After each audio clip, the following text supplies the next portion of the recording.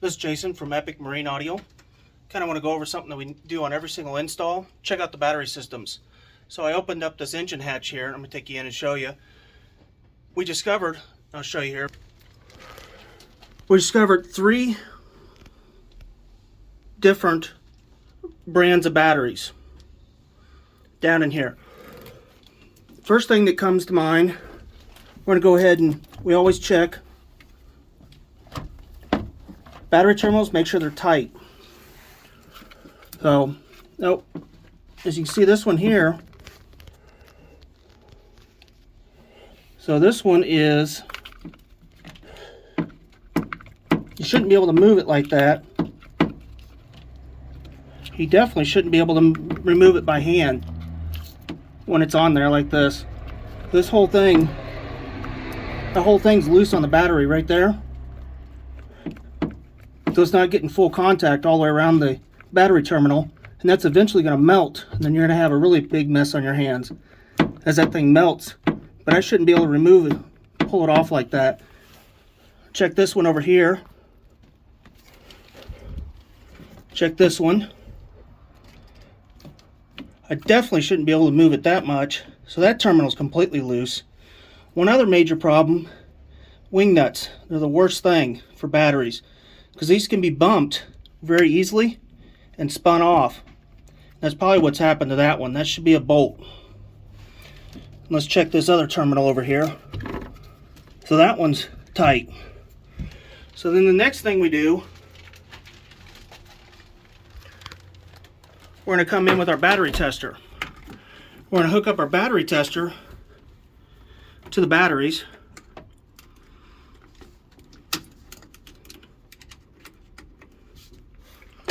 Take our battery tester. We're going to hook it up here. We're not getting anything on that one. That one's completely dead. That battery's no good. So we're going to move over to this one here. Let's hook up to this one here. So immediately we're sitting at 11.5 volts. It's extremely, extremely low. So we go ahead and hit the start button.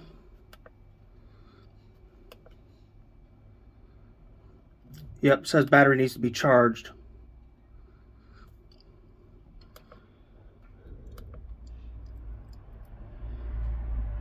Showing 9% on the health there at the top. So this battery, I'd change it too. Being that it's been paralleled to this one, if you have a bad battery that's that bad, not showing any voltage on it at all, it'll drain other ones that are in the same series as it. So we're going to go over here and we're going to check this one here.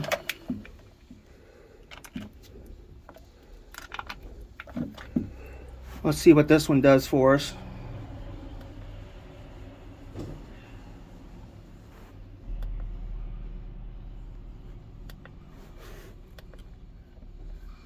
Yeah, this one's showing it needs to be charged too. It's in at 12.2.